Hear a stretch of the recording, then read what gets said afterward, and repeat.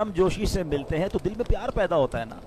मतलूब क्या है शरीयत को कि मुसलमान मिल कर रहें। देखिए ना, मुस्कुराना सदका है। मुस्कुरा कर हमने सजदा तो नहीं किया, तिलावत तो नहीं की, अल्लाह का नाम भी नहीं लिया, फिर क्यों सवाब मिल रहा है? क्योंकि हम मुस्कुराएंगे तो माहौल अच्छा होगा, हम मुस्कुराएंगे तो दिलों में खुशियां बटेंगी। ईसार करने पर जन्नत की बिशारत है। मुझे किसी चीज़ की ज़रूरत है, मैं अपने किसी भाई को दे दूं, जन्नत की बिशारत। इसमें कोई बज़ाहिर देखा जाए तो इबादत तो नहीं है, न तिलावत है, न जिक्र है, न दुरूद है, न सजदा है, न रोज़ा है। बंदा बंदे के साथ अच्छा बर्ताव कर रहा है, अल्लाह जन्नत दे रहा है। इससे क्या मतलब है? ये सीखो, ये बात समझने वाली है कि शरीयत को मतलूब ये है कि मुसलमान जिधर भी रहें मोहब्बत से रहें, प्यार से रहें, एक दूसरे का ख्याल करके रहें। दुनिया में अगर मोहब्बत का, पीस का, अमन का दर्स अगर कोई मजहब देता है तो वो हमारा इस्लाम देता है। हम चूंकि इस्लाम की तालीमात से दूर है ना, हमने पढ़ा ही नहीं है, तो लोग हमारे इस्लाम के बारे में बातें कर रहे होते हैं और हम जनाब सुन रहे होते हैं कि यार इस्लाम वायलेंस करता है, इस्लाम की वजह से, माअज़ अल्लाह, इस्लाम की वजह से प्रॉब्लम है। ये भूल है उन लोगों की, वो इस्लाम से दूर हैं। अगर किसी मुसलमान इस्लाम के तरीके पर अमल नहीं कर रहा तो उसकी वजह से रिलीजन को बुरा भला ना कहा जाए। हमारा इस्लाम तो डे वन से अल्हम्दुलिल्लाह अगर पढ़ें तो अमन का, प्यार का, मोहब्बत का, ईसार का, कुर्बानी का दर्स देता है, दूसरों के भले का दर्स देता है। और आप ये देखें कितनी प्यारी हदीस है कि दो मुसलमान मिलें, सलाम करें, हाथ मिलाएं, दुरूद पाक पढ़ें, दोनों के गुनाह मुआफ हो जाते हैं। अल्लाह करे कि हम सलाम को आम करें। ये सलाम को आम करना खुद एक ऐसा अमल है कि जिससे तकब्बुर दिल से दूर होता है, मोहब्बत बढ़ती है, प्यार बढ़ता है। लेकिन आज भी बड़ा मामला अजीब है, लोग सलाम नहीं करते हैं, बस अजीब अजीब स्टाइल है लोगों की मुलाकात के। और सुनाओ क्या हाल है, hello, good morning, good evening. इतना प्यारा मुलाकात का तरीका हमें शरीयत ने दिया है, मगर हम उसको फॉलो नहीं करते। हालांकि ये नेकियां कमाने का समझ लें आसान तरीका है। अस्सलामु अलैकुम वरहमतुल्लाहि वबरकातुहू अगर कोई कहता है तो सुभान अल्लाह, उसको एक रिवायत के मुताबिक 30 नेकियां मिल जाती हैं। एक रिवायत के मुताबिक दो मुसलमान आपस में मिलते हैं, उन पर 100 रहमतें नाजिल होती हैं। जो सलाम में पहल करता है उसको 90 मिल जाती हैं।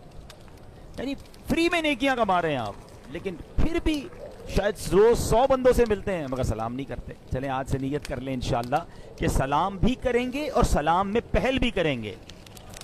पहले मैं सलाम करूं, वो सलाम करे इससे पहले मैं कर लूं, इसका सवाब ज्यादा है।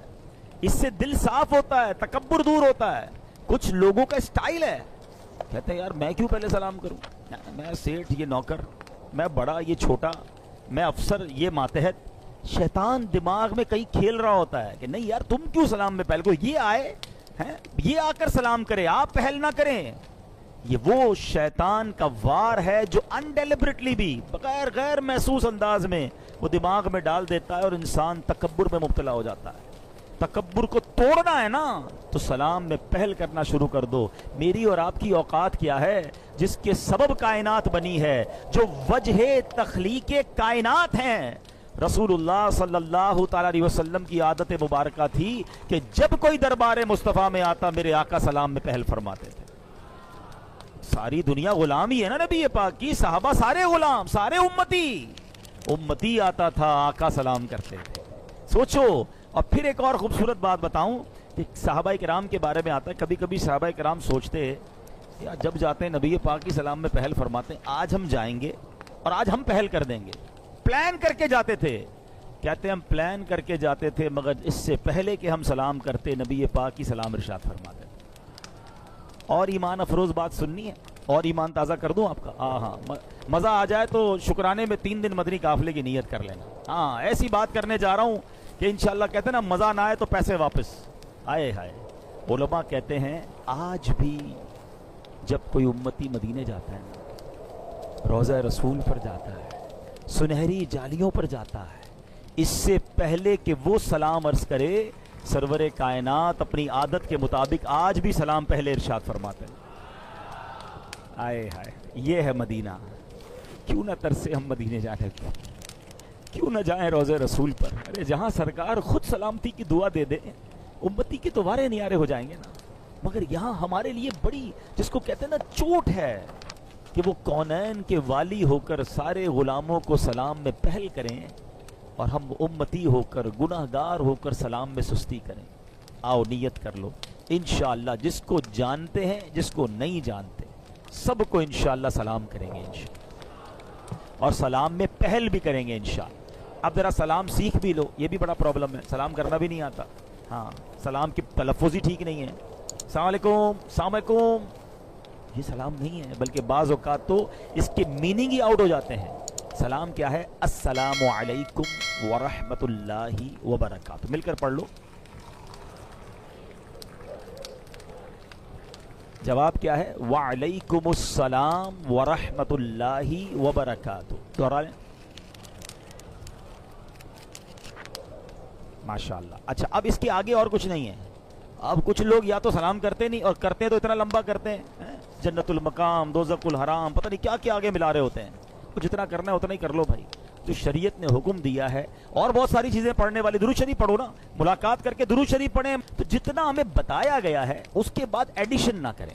تو انشاءاللہ میں بھی نیت کروں، آپ بھی نیت کریں، سلام کو بھی عام کریں گے اور کثرت سے درود پاک بھی پڑھیں گے انشاءاللہ۔ رب کے پیارے کلام قرآن مجید فرقان حمید میں بڑے کمال کے اور بڑے عبرت انگیز واقعات ہیں، ہلا دیتے ہیں۔ اگر بندہ غور سے پڑھے تو پتہ چلتا ہے کہ پچھلی قوموں نے کیا کیا مسٹیکس کی، کیا کیا غلطیاں کی، اور ان غلطیوں پر ان پر کیسے کیسے عذاب آئے، ان کو کیا کیا پنشمنٹس ہوئی۔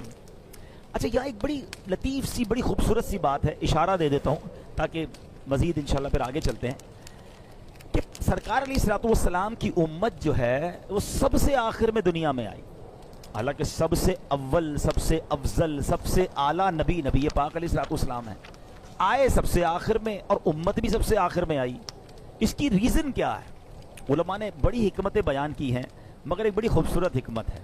دیکھیں، پچھلی جتنی قومیں ہیں ان کی غلطیاں، ان کی مسٹیکس ہم تک پہنچ گئیں، ہم گواہ ہیں، کیونکہ قرآن میں موجود ہے۔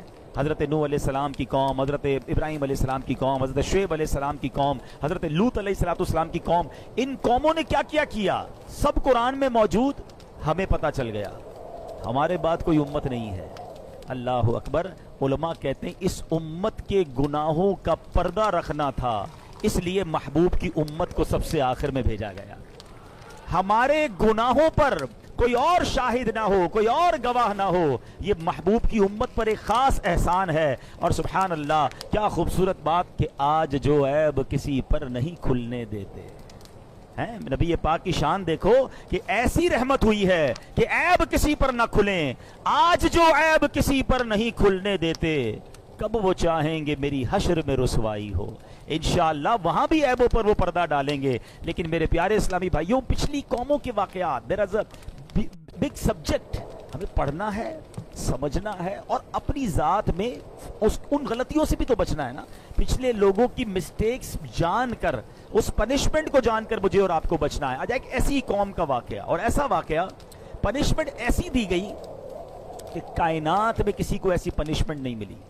کئی قوموں پر الگ الگ عذاب آئے، آندھی آئی، آگ کا عذاب آیا، جناب ان کے درمیان جو ہے وہ پانی خون بن گیا، اور بڑے عذاب آئے، طوفان کا عذاب آیا۔ مگر یہ ایسی قوم تھی کہ جن کے چہرے ہی بدل دیے گئے، ان کو بندر بنا دیا گیا، انسان، جی ہاں انسان منکی بن گیا۔ اور یہ ایک دو چار لوگ نہیں، ہزاروں کی تعداد میں یہ لوگ بندر بنا دیے گئے۔ What is the reason behind this? اس کے پیچھے وجہ کیا تھی؟ یہ ایک ایسی سٹوری ہے جو قرآن کی سٹوری ہے۔ بچے بیٹھے ہیں، ینگسٹر بیٹھے ہیں، ہم اپنے بچوں کو نہ جانے کتنے واقعات اور سٹوریز بتا رہے ہوتے ہیں۔ ارے قرآن کے واقعات پڑھیں نا، جس میں سبق بھی ہے، ثواب بھی ہے۔ اب سنیے، بنی اسرائیل کے لوگ سمندر کے کنارے ایلا نامی گاؤں میں رہتے تھے۔ یہ سب فشر مین تھے، مچھیارے تھے، مچھلیاں پکڑتے تھے، ان کا روزگار یہی تھا، اور بڑا اچھا کام چل رہا تھا، مچھلیاں پکڑ رہے تھے۔ اب ان کے لیے ایک آزمائش ہوئی، ان کو ایک ایگزامینیشن میں ڈالا گیا، اللہ کی طرف سے کوئی امتحان آیا۔ دیکھیں، شریعت کی باؤنڈری جو ہے نا، وہ ہمارے لیے ہمیں فالو کرنا ضروری ہے۔ ان کے لیے باؤنڈری کیا بنا دی گئی کہ یہ لوگ سیٹرڈے والے دن جو ہے نا مچھلیاں نہیں پکڑ سکتے۔ پورا ہفتہ حکم ہوا مچھلیاں پکڑو، سیٹرڈے کو آپ نے ہفتے والے دن مچھلیاں نہیں پکڑنی۔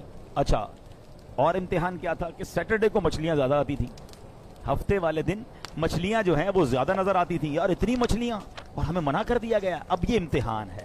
آج بھی بہت سارے ایسے امتحان ہیں ہمارے ساتھ کہ جو بندہ کہتا ہے یار یہ نہیں کرنے کی اجازت، اس میں تو بڑا مزہ ہے، سود لینے میں تو بڑا فائدہ ہے بھائی، بڑے پیسے، کچھ کمانا بھی نہیں، ویسے ہی گھر بیٹھے پیسے آ رہے ہوتے ہیں، یہ والا بھی فلاں جوا کھیل لوں، اتنے پیسے لگاؤں گا اتنے ملٹیپلائی ہو جائیں گے، طرح طرح کے کوئنز آ گئے ہیں، پتہ نہیں کیا کیا انٹرنیٹ پر چیزیں سنا آ گئی ہیں جناب، رات کو پیسے لگاتے ہیں صبح ڈبل ہو جاتے ہیں، شریعت نے منع کیا ہے۔ ہاں یہی امتحان ہے، تمہیں روکا گیا ہے، تمہارا کام رک جانا ہے، زیادہ پیسے دیکھ کر، زیادہ مزہ دیکھ کر، زیادہ انجوائمنٹ دیکھ کر اسلام کی باؤنڈری کو نہیں توڑنا ہے۔ اب کیا ہوا اس قوم نے، شیطان بھی تو اپنا کام کرتا ہے نا، آج بھی بہت سارے کام شیطان کروا رہا ہے۔ اس زمانے میں شیطان نے کیا کہا، ٹھیک ہے ہفتے کو منع ہے نا، ایسا کرو مچھلیاں مت پکڑو، چھوٹے چھوٹے حوض بنا لو، سوئمنگ پول جس کو کہہ لیں، پونڈز کہہ لیں، چھوٹے چھوٹے حوض بنا لو، سمندر سے نالی نکالو، سیٹرڈے والے دن مچھلیاں اس حوض میں آ جائیں، آگے سے پوٹ بند کر دینا، مچھلیاں حوض میں رہ جائیں گی، اتوار والے دن شکار کر لینا، تو تمہاری یہ ہفتے کا شکار بھی نہیں ہوگا، مچھلیاں بھی تمہارے پاس آ جائیں۔ کان ادھر سے نہیں، شیطان نے ادھر سے پکڑوا دیا۔ ان بے وقوفوں نے کہا یہ بات تو ٹھیک ہے، جیسے آج کل شیطان بہت سارے لوگوں کے ساتھ کھیل رہا ہے، کہتے ہیں انٹرسٹ نہیں، یہ مارک اپ ہے، نہیں یہ تو پروفٹ ہے، یہ جناب یہ والا طریقہ نہیں، یہ والا طریقہ ہے، بہت سارے طریقوں سے گناہ بیچا جا رہا ہے، اور لوگ نفع کے چکر میں، انجوائمنٹ کے چکر میں حرام کھا رہے ہیں، حرام عمل کر رہے ہیں، سوچتے نہیں کہ یہ شیطان کی ہیلے بازیاں ہیں۔ شراب کو آپ دودھ کی بوتل میں پیک کر دیں تو وہ دودھ نہیں بنتا، وہ شراب ہی رہے گی، وہ حرام ہی رہے گا۔ علماء سے پوچھے تو صحیح کہ ضرورت یہ نئی آئٹم آئی ہے، نیا کاروبار آیا ہے، نفع بڑا ہے، لیکن جائز ہے کہ نہیں؟ آج کوئی پوچھنے کے لیے تیار نہیں، آج بندہ کہتا ہے یار راتوں رات امیر بننا ہے بس، یہ نہیں دیکھتے کہ یہ حرام کی روزی میرے گھر میں آ کر تباہی مچا دے گی۔ اس قوم نے بھی یہی کیا، شیطان کا ہیلا مان لیا، ٹھیک ہے، انہوں نے حوض بنائے، اور سیٹرڈے والے دن اس حوض کے اندر پانی آتا، مچھلیاں بھی آتی، حوض کو بند کرتے، اگلے دن پکڑ لیتے۔ اللہ اکبر، انہیں سمجھایا گیا کہ نہ کرو ایسا، یہ اللہ کی نافرمانی ہے، اللہ کے نبی نے سمجھایا، نہ مانے۔ اب کیا ہوا، اس قوم میں بائفرکیشن ہو گئی، گروہ بن گئے، ایک گروہ نے کہا ہم تمہاری بات نہیں مانتے، یہ اللہ کی نافرمانی ہے، اللہ نے منع فرمایا تم یہ کام کر رہے ہو۔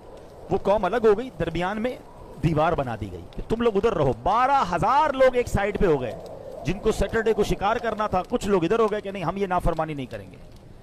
تھوڑے دن ہوئے تو ایک دن ایسا آیا کہ برابر دیوار کے برابر سے کوئی آواز نہیں آ رہی تھی۔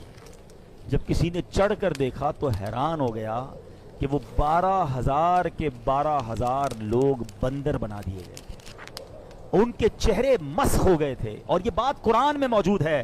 اللہ کریم پارہ نمبر 1 سورہ بقرہ آیت نمبر 65 میں ارشاد فرماتا ہے، رب کریم نے فرمایا وَلَقَدْ عَلِمْتُمُ الَّذِينَ اعْتَدَوْا مِنْكُمْ فِي السَّبْتِ فَقُلْنَا لَهُمْ كُونُوا قِرَدَةً خَاسِئِينَ۔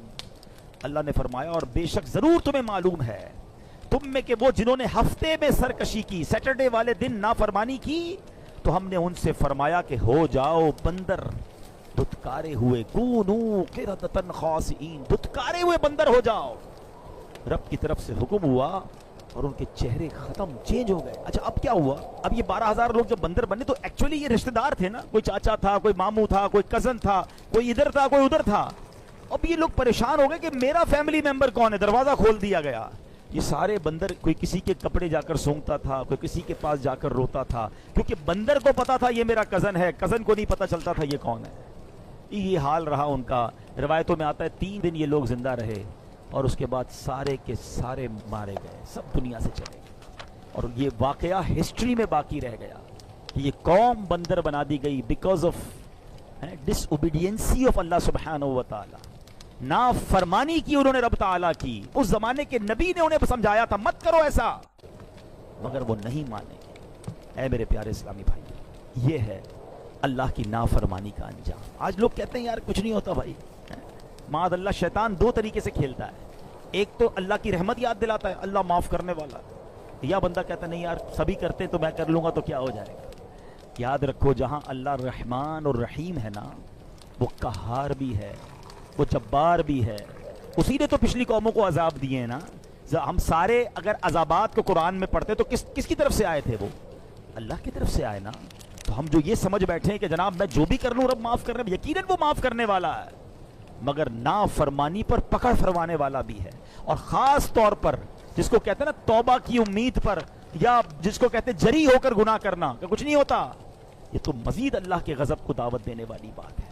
اللہ اکبر۔ اللہ کریم قرآن مجید فرقان حمید میں مزید ارشاد فرماتا ہے، اللہ فرماتا ہے تو ہم نے اس بستی کا یہ واقعہ اس کے آگے اور پیچھے والوں کے لیے عبرت کر دیا اور پرہیزگاروں کے لیے نصیحت۔ یہ قرآن میں واقعات آئے اسی لیے کہ یہ عبرت کے لیے، نصیحت کے لیے، میسج کے لیے۔ اب ہمارا ایک اور پرابلم ہے، قرآن ہی نہیں پڑھتے۔ نصیحت تو جب ملے گی نا جب واقعات پڑھیں گے، جب قرآن پڑھیں گے، اس کو انڈرسٹینڈ کریں گے، جب سبق لیں گے۔ اچھا پڑھتے نہیں ہیں تو بھی دور ہو گئے، اچھا پڑھے ہوئے بھی ہیں تو بھی ہم اس پر نصیحت نہیں کرتے۔ حالانکہ یہ نافرمانی کتنی بڑی لعنت ہے۔ سنیے گا، حضرت امام حسن بصری رحمۃ اللہ تعالی فرماتے ہیں، اے ابن آدم تیری ہلاکت ہو، کیا تو اللہ پاک سے مقابلہ کرنا چاہتا ہے؟ ہاں ہاں، جس نے اللہ پاک کی نافرمانی کی گویا اس نے اللہ پاک سے جنگ کی۔ اللہ سے مقابلہ، anybody have power to fight with اللہ سبحانہ و تعالی؟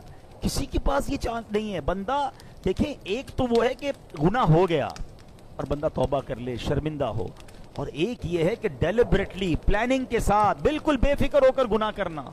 ایسے بھی لوگ پائے جاتے ہیں کہ گناہ کرنے کے بعد شرمندگی بھی نہیں ہے، اگلے گناہ کی پلاننگ ہے اور سمجھتے کچھ نہیں ہوگا۔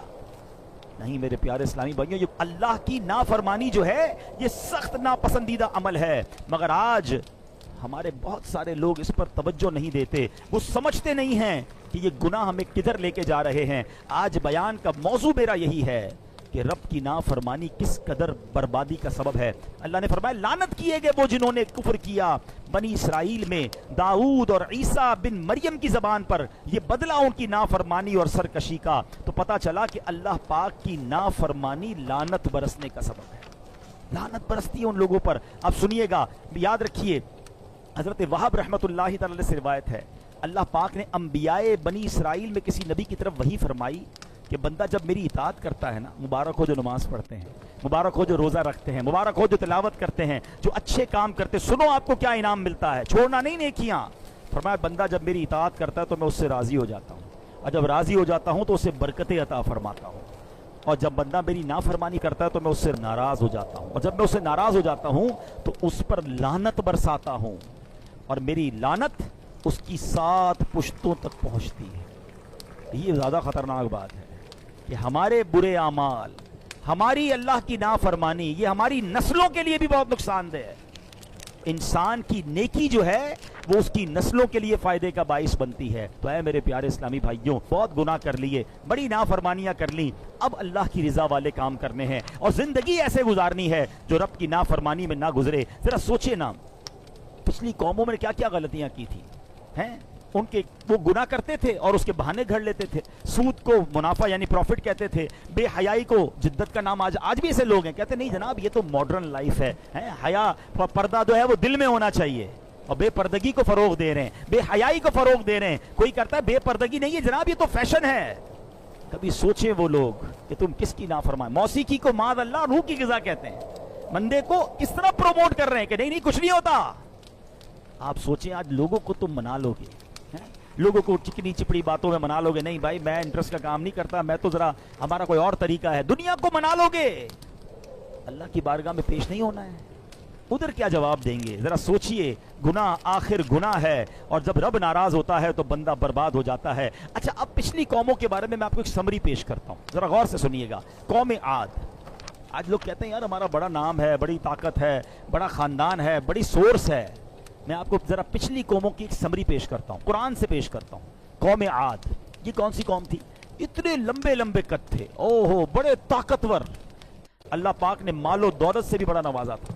حضرت ہود علیہ السلام نے ان کو اللہ کی طرف بلایا، نہیں مانے، گناہوں پر باقی رہے، ضدی تھے۔ اب کیسا قہر آیا کہ آندھی کا عذاب بھیجا گیا، اتنی خشک اور سخت آندھی تھی کہ زمین سے اکھیڑ دیا گیا، سر کے بل گر جاتے، ٹکڑے ٹکڑے ہو گئے۔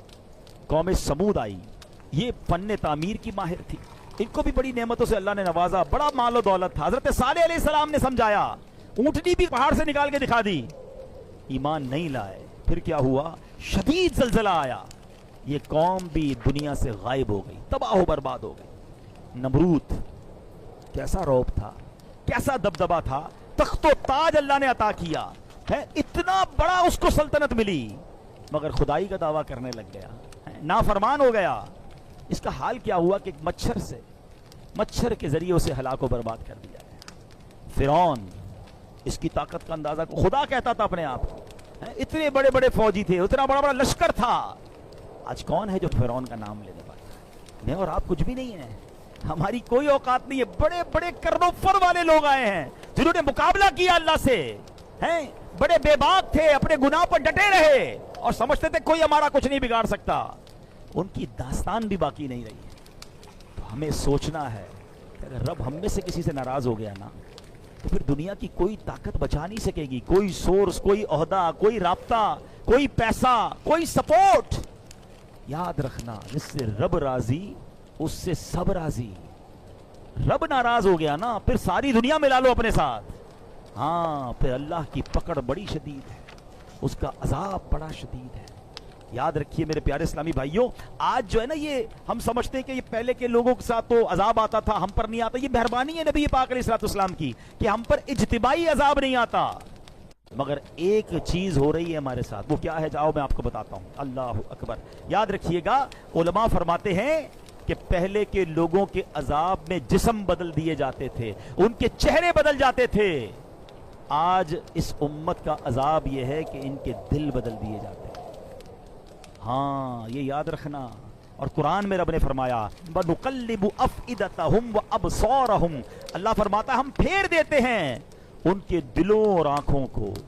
حکیم الامت مفتی احمد یار خان نعیمی رحمت اللہ تعالی علیہ یہ آیت ذکر کرنے کے بعد فرماتے ہیں کہ وہ دل بگڑنے کی 3 نشانیاں کیا ہیں، ہمیں کیسے پتہ چلے ہمارا دل بگڑ گیا ہے؟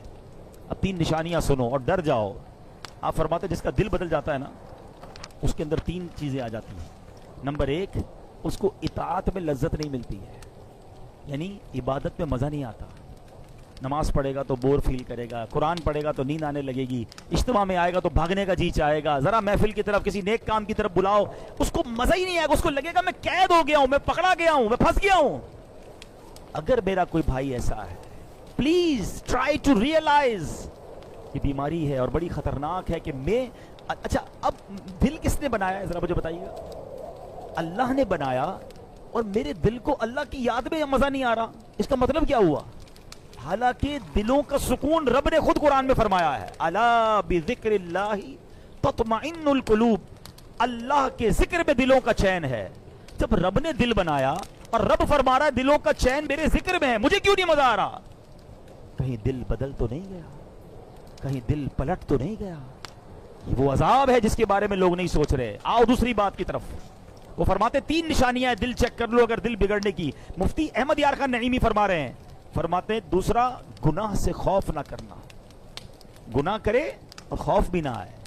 ارے باپ رے باپ، ایسے ایسے لوگ ہیں جو گناہ کرتے ہیں جیسے مزے کر رہے ہیں، گناہ کی فکر ہی نہیں ہے، ماتھے پر بل نہیں آتا، بلکہ کہتے نا پہلے کے لوگ گناہ کر کے روتے تھے رات میں، یا اللہ گناہ ہو گیا، اب گناہ کر کے شیئر کرتے ہیں کہ رات میں نے یہ بدکاری کی، جوا کھیلا، حرام چیز دیکھی ہے، اب تم بھی دیکھو، دوستوں میں بیٹھ کر بتاتے ہیں۔ ایک میں نے روایت پڑھی تھی، اتنا دل ہلا دینے والا جملہ تھا کہ کتنا بدبخت ہے وہ شخص جس نے گناہ کیا، اللہ نے اس کے عیب پر پردہ ڈالا، کسی کو پتہ نہیں چلا، مگر وہ خود اپنے دوستوں کو بتاتا ہے کہ میں نے یہ گناہ کیا۔ رب نے چھپایا اس کا گناہ، مگر اس نے خود آشکار کیا کہ نہیں نہیں، میں تو یہ بھی حرام کام کرتا ہوں، میری تو فلاں جگہ دوستیاں ہیں، میں تو ادھر جا کے جوا کھیلتا ہوں، معاذ اللہ ادھر نشہ کرتا ہوں۔ سوچتا نہیں ہے کہ تم کیا کر رہے ہو۔ گناہ پر خوف نہ آنا، فرمایا یہ بھی دل بگڑنے کی نشانی ہے۔ اور تیسری نشانی کہا کسی کی موت سے عبرت نہ پکڑنا۔ ہائے ہائے ہائے، یہ تو واقعی ایسا معاملہ ہے کہ آئے دن جنازے ہو رہے ہیں، آئے دن ہم قبرستان جاتے ہیں۔ کووڈ کے زمانے میں تو کیسے کیسے لوگ چلے گئے، اور آج بھی روز جا رہے ہیں، ہمارے آس پاس سے جنازے اٹھتے ہیں، اور جوان لوگ بعض اوقات چلے جاتے ہیں، حیران ہو جاتے ہیں یار 20 سال 25 سال 30 سال 40 سال، کل ٹھیک تھا فوراً چلا گیا۔ ان جنازوں سے بھی ہمیں عبرت نہیں ہے۔ قبرستان میں بھی ہم نے دیکھا، آپ نے بھی دیکھا ہوگا، لوگ قبرستان جا کر بھی ہنسی مذاق کر رہے ہوتے ہیں۔ شب برات میں گئے ہوں گے قبرستان، وہاں بھی موبائل سب چل رہے ہیں، کوئی ٹینشن ہی نہیں ہے، حالانکہ یہ نہیں سوچتے کہ ساری قبریں کل مجھے بھی کسی قبر میں آنا ہے۔ جاؤ نا رات کو 3 بجے قبرستان، جو شب برات تو چلے گئے تھے، ابھی ذرا جا کے دکھائیں۔ نہیں رات کو قبرستان جانے میں خوف آئے گا، اکیلے کیسے گریو یارڈ میں جاؤں گا؟ آج تمہیں زندہ ہو کر قبرستان جانے میں خوف آ رہا ہے، 4 دوست بھی ساتھ لے جاؤ، جب یہی دوست کاندھے پر اٹھا کر قبر میں ڈال آئیں گے تب خوف نہیں آئے گا؟ تب کی تیاری کب کرو گے؟ میں دوبارہ ریپیٹ کرتا ہوں یہ تینوں باتیں کہ وہ 3 سبب جو دل بگڑنے کی نشانیاں ہیں کہ دل کسی کا الٹ دیا جائے، وہ کیا ہے؟ فرمایا اطاعت میں یعنی عبادت میں لذت کا نہ آنا، نمبر 2 گناہ سے خوف نہ کرنا، اور نمبر 3 کسی کی موت سے عبرت نہ پکڑنا۔ سوچ لو اگر ایسا ہے نا میرے ساتھ تو اب ٹائم آ گیا ہے سر جھکانے کا، ٹائم آ گیا معافی مانگنے کا، ورنہ کہیں بگڑے دل کے ساتھ دنیا سے چلا گیا نا پھر تو مارا جاؤں گا۔ اگر عبادت میں دل نہیں لگ رہا تو اللہ سے ہی مانگو، اللہم اعنی علی ذکرک و شکرک و حسن عبادتک، اللہ میری مدد کر۔ اللہ سے ہی مدد مانگ رہے ہیں کہ میں تیرا ذکر کروں، تیرا شکر کروں، تیری اچھی عبادت کروں۔ ہم اللہ سے مدد مانگے نا، یا اللہ میں تیری عبادت کرنا چاہتا ہوں، میرا دل نہیں لگ رہا ہے، مانگو نا اس سے۔ لیکن اگر یہ فیلنگز ہیں کہ دل نہیں لگ رہا تو اب توبہ کا وقت زیادہ آ گیا ہے، معافی مانگو اللہ سے۔ میں کتنا بد نصیب ہوں کہ اللہ کے گھر میں آتا ہوں چین نہیں آتا، حالانکہ یہ ہے ہی چین کی جگہ، یہ ہے ہی سکون کی جگہ۔ اللہ سے مدد مانگو۔ شیطان کا ایک اور وار، یار تیرا دل تو لگتا نہیں نماز میں، مزہ تو آتا نہیں اچھی باتوں میں، تلاوت کرتا ہے تو نیند آنے لگتی ہے، چھوڑ دے پھر فائدہ کیا۔ ہاں یہ مت کرنا کہ شیطان تمہیں بہکائے، جو تھوڑا بہت کر رہے ہو اگر وہ بھی چھوڑ کر چلے گئے تو پھر تو گئے نا، پھر تو آؤ گے کیسے واپس؟ میں اس کا آپ کو سولوشن بتاتا ہوں۔ سولوشن یہ ہے کہ جس کو نماز میں دل نہیں لگ رہا، تلاوت میں دل نہیں لگ رہا، اچھے کاموں میں دل نہیں لگ رہا نا، وہ کیا کرے؟ اس کو میں دنیاوی اگزامپل کے ذریعے سمجھاتا ہوں۔ مثال کے طور پہ کسی کو بخار ہو جائے تو کیا ہوتا ہے؟ منہ کڑوا ہو جاتا ہے نا۔ آپ نے دیکھا ہوگا جس کو بخار ہو اس کو کھانا اچھا نہیں لگتا ہے، ایون گھر والے بھی اچھے نہیں لگتے، دوست بھی اچھے نہیں لگتے کیونکہ طبیعت خراب ہے۔ مگر جب آپ کو بخار ہوتا ہے، منہ کڑوا ہوتا ہے، آپ کھانا چھوڑ دیتے ہیں؟ نہیں، آپ کیا کہتے ہیں؟ یار ابھی طبیعت خراب ہے، 3-4 دن رہے گی، کھانا کھاؤ جیسا بھی لگ رہا ہے، تھوڑے دنوں کے بعد جب میری طبیعت ٹھیک ہو جائے گی تو کھانا بھی اچھا لگنے لگے گا، فیملی بھی اچھی لگنے لگے گی، ماحول بھی اچھا لگنے لگے گا۔ ایسا ہی ہے نا، کیونکہ ہمیں یہ پتا ہے جب بھی بخار آئے گا، بیمار ہوں گے تو چند دنوں کے لیے سب چیزیں بری لگ رہی ہیں۔ بالکل ایسے ہی جب کوئی گناہوں کا بیمار ہو جاتا ہے نا تو اس کو نیکیوں میں مزہ نہیں آ رہا ہوتا، تلاوت میں مزہ نہیں آ رہا ہوتا۔ جب آپ کو ایسی فیلنگ آئے نا کہ یار مجھے نماز میں، روزے میں، تلاوت میں، ذکر میں، محفل میں، اجتماع میں، مسجد میں مزہ نہیں آ رہا، فوراً ریئلائز کر لو کہ یار بیمار ہو گیا ہوں۔ اب کیا کرنا ہے؟ عبادت نہیں چھوڑنی ہے، توبہ بھی کرنی ہے، استغفار بھی کرنا ہے، معافی بھی مانگنی اور آتے رہنا ہے۔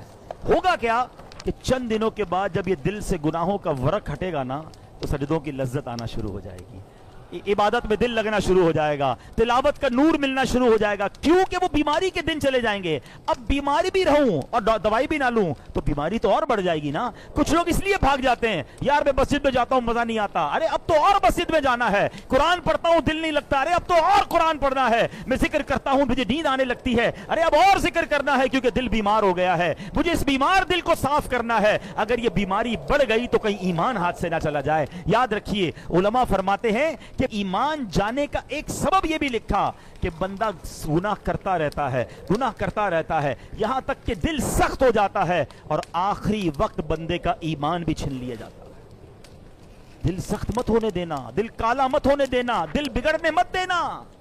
اگر فیل ہو رہا ہے نا کہ یار دیر از سم تھنگ رانگ، آج ہمیں پتا چلے کہ یار میری زبان میں اچانک لکنت آ رہی ہے، پیر صحیح چل نہیں رہا ہے، ہاتھ میں کپ کپاہٹ آ رہی ہے، آنکھیں دیکھ نہیں رہی ہیں، کان صحیح سن نہیں رہا، تو ہم چھوڑتے نہیں ہیں اس کو، ارے کوئی بات نہیں، پیر نہیں چل رہا، ایک تو چل رہا ہے نا، فوراً ڈاکٹر کے پاس، فوراً کلینک۔ یار اچانک کیا ہو گیا؟ مجھے دکھائی نہیں دے رہا، مجھے سنائی نہیں دے رہا، میرا پیر سیدھا نہیں ہو رہا، فوراً جسم میں جہاں گڑبڑ ہوئی ہم نے ڈاکٹر کو، لیبارٹری کو پکڑ لیا۔ ارے جب تمہارے ایمان کے معاملے میں، تمہاری عبادت کے معاملے میں گڑبڑ شروع ہو گئی ہے، تمہیں نماز میں دل نہیں لگ رہا، تمہارا تلاوت میں دل نہیں لگ رہا، تمہارا سجدوں میں دل نہیں لگ رہا، تم دعا کے لیے ہاتھ اٹھاتے ہو آنسو نہیں بہ رہے، تمہیں یاد مدینہ نہیں تڑپا رہی، سمجھ لو میں بیمار ہو گیا ہوں۔ اب مسجد چھوڑ کر مت جانا، اب اللہ کی بارگاہ میں سر جھکا دینا کہ مولا بیمار بن گیا ہوں، مولا گناہوں نے ورق چڑھا دیا ہے، دل سیاہ ہونے لگ گیا ہے، اے اللہ دل بگڑنے لگ گیا ہے، کریم کریم مدد کر۔ اللہم اعنی علی ذکرک وہ شکر کا، وہ حسن عبادت، مانگو نا اپنے رب سے، وہ کریم ہے، وہ تمہارا دل صاف کر دے گا، وہ تمہارے دل سے یہ گناہوں کی عادت چھڑا دے گا۔ بس فکر رکھنا کہ دل بدل نہ جائے، اور موت کسی کی سن کر بھی تمہیں عبرت نہیں آتی تو سمجھ لو دل بگڑ گیا ہے۔ ارے پہلے کے لوگ پتہ ہے کیسے ہوتے تھے؟ آج مجھے اور آپ کو کسی کے جنازے میں جانا ہو نا تو بڑا آسان ہے ڈھونڈنا، یار اس کا بیٹا کون ہے، اس کا بھائی کون ہے، کیونکہ ایک بندہ ہوگا جو یا تو رو رہا ہوگا یا بڑا افسردہ ہوگا اور سارے لوگ اس سے مل رہے ہوں گے۔ ایسا ہی ہے نا؟ پہلے ایسا نہیں تھا۔ پہلے کے زمانے میں ڈھونڈنا مشکل تھا کہ میت کا رشتہ دار کون ہے۔ کیوں؟ سبھی رو رہے ہوتے تھے، جنازے میں سب رو رہے ہوتے تھے۔ اس لیے نہیں کہ میت سے پیار ہوتا تھا، اس لیے کہ سب کو اپنی موت یاد آ رہی ہوتی تھی، سب کو یہ خیال آ رہا ہوتا تھا آج یہ گیا ہے، کل میری باری ہے، آج میں نے اس کو قبر میں اتارا ہے، کل مجھے اتاریں گے۔ مسجد میں ایئر کنڈیشن چل رہا ہے، کتنے مزے سے ہم بیٹھے ہیں، تھوڑی دیر لائٹ چلی جائے نا 10-15 منٹ کے بعد ہم نہیں بیٹھ سکیں گے، گرمی ہونے لگے گی۔ یہ میری اور آپ کی اوقات ہے۔ کبھی ہم نے سوچا کہ قبر کی گرمی کیسے برداشت ہو؟ ایک سوراخ نہیں چھوڑتے دوست، کہتے یار یہ سوراخ ہے اس میں بھی مٹی ڈال دو بھائی، قبر میں ایک سوراخ کو بھی بند کرو۔ ہاں، جس سے رب راضی ہوا اس کی قبر میں بھی رونق کی رونق ہو، اس کی قبر جنت کا باغ بنے گی۔ فرمایا اتنی وسیع ہو جائے گی جدھر تک نظر جائے گی ادھر تک قبر وسیع ہو جائے گی۔ تو گزارو ایسی زندگی کہ قبر بھی روشن ہو جائے۔ اے میرے پیارے اسلامی بھائیو، اللہ ناراض ہوتا ہے تو کیسا غضب ہوتا ہے۔ ایک واقعہ میں آپ کو سناتا ہوں، اللہ اکبر۔ ایسا واقعہ ہے کہ ہلا دیا نا جس نے۔ حضرت منصور بن عمار رحمت اللہ تعالی فرماتے ہیں، میرا ایک دینی بھائی تھا، مجھ سے بڑی عقیدت رکھتا تھا، میری نگاہ میں تو بڑا عبادت گزار بھی تھا کیونکہ تہجد بھی پڑھتا تھا، خوف خدا سے رونے والا بھی تھا۔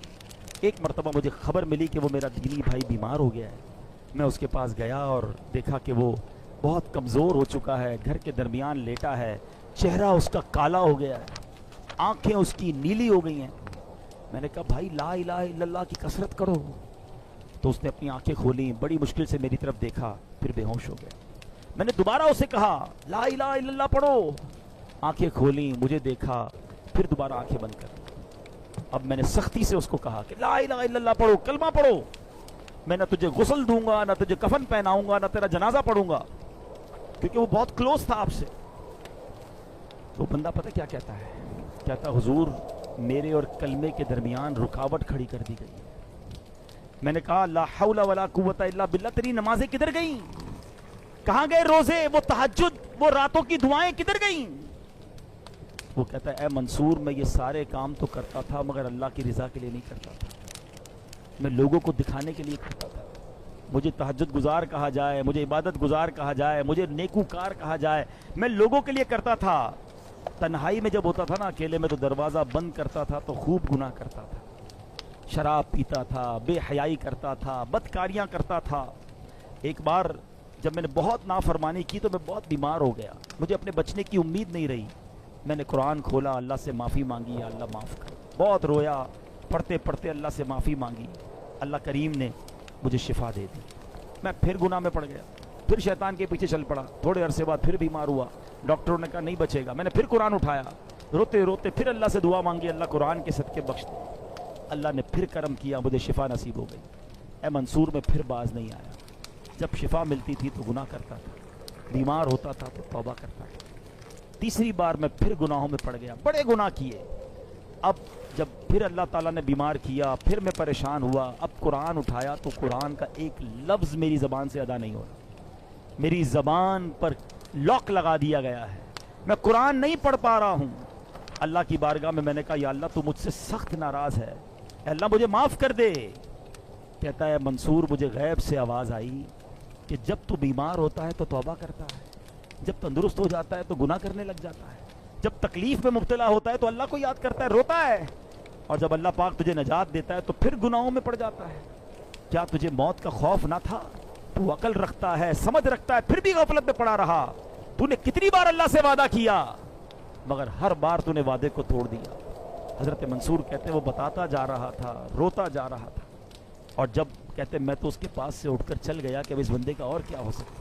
میں جیسے ہی دروازے کے باہر نکلا اس بندے کا بغیر کلمہ پڑھے انتقال ہو گیا۔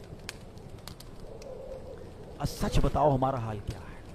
مشکل آئے، کئی لوگ مسجد میں دکھتے ہیں، ہاتھ میں تسبیح ہوتی ہے، سر پر ٹوپی ہوتی ہے، کو کیا ہوا؟ یار بس قرضہ بہت بڑا ہو گیا ہے، نوکری چھوٹ گئی ہے، گھر والے بیمار ہیں، والد ہاسپٹل میں ہیں، اللہ یاد آ گیا ہے، مسجد یاد آ گئی ہے. جدھر وہ مسئلہ حل ہوا، جدھر وہ پرابلم ختم ہوئی، بندہ ہی بھاگ گیا مسجد سے دور. کیا اس لیے اللہ کی عبادت ہے؟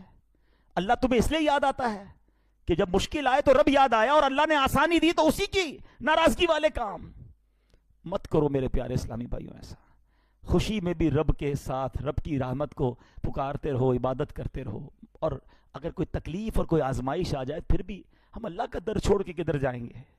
اس کریم کے سوا ہمارا کون ہے؟ وہ ناراض ہو گیا تو مارے جائیں گے. آؤ میرے پیارے اسلامی بھائیوں، سچی توبہ کر لو، اللہ کی بارگاہ میں سر جھکا دو. وہ بڑا کریم ہے، وہ پچھلے گناہوں کو معاف فرما دے گا اگر بندہ صدق کے دل سے توبہ کر لے اور آئندہ گناہ نہ کرنے کا پکا ارادہ کر لے. میں اللہ سے میں بھی دعا کرتا ہوں اور آپ بھی دعا کریں کہ رب کریم ہمیں سچی توبہ نصیب فرما. امام حسن بصری فرماتے دیکھو نیکی کیا چیز ہے.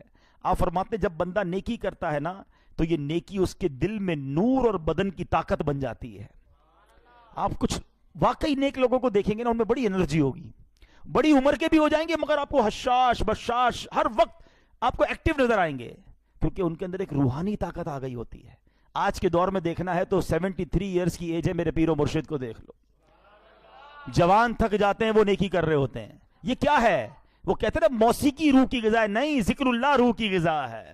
تم اللہ کی عبادت کرو، اللہ تمہارے بدن کو توانا کر دے گا. امام حسن بصری فرماتے ہیں کہ جو نیکی کرتا ہے تو یہ نیکی اس کے دل میں نور اور بدن کی طاقت بن جاتی ہے، اور جب بندہ گناہ کرتا ہے تو یہ گناہ اس کے دل میں اندھیرا کرتا ہے اور بدن کو کمزور کر دیتا ہے. آپ کو کئی جوان ملیں گے جو بالکل لاغر سے ہر وقت تھکے تھکے سے نظر آئیں گے. دیکھو کہ کہیں نیکی سے دور تو نہیں ہو گئے. تم نیکی کرو، اللہ تمہیں روحانی طاقت عطا فرما دے گا. تو آئیے میرے پیر پیارے اور محترم اسلامی بھائیوں، آج میں بھی نیت کر لوں اور آپ بھی نیت کر لیں، کیونکہ یہ گناہ جو ہے نا، اللہ کی نافرمانی، یہ اتنا برا عمل ہے کہ جب یہ قحط ہو جاتا ہے نا کبھی، تو روایتوں میں آیا کہ جو جانور ہے نا وہ بھی نافرمان انسانوں پر لعنت بھیجتے ہیں کہ یہ قحط سالی ان انسانوں کے گناہ کی وجہ سے ہے. جانور بھی لعنت بھیجتا ہے اس بندے پر جو اللہ کی نافرمانی کر رہا ہے، یعنی وہ جانور سے بھی بدتر ہو گیا نا.